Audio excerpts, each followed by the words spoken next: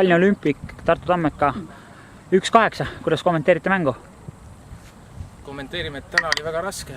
Tammekal oli välja mõeldud väga hea taktika, võtsid alati 1-1 ette ja ei ole midagi tahta, et ikkagi kolmanda liiga sats saab ikka ühe peal nii palju olla, et võimalusi nagu ikka eriti ei olnud, et mängisid nagu oma maksimumi igal juhul välja.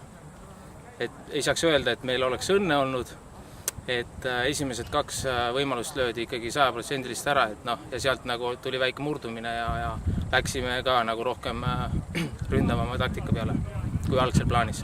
Okei, keda enda meeskonnast võiks esile tuua?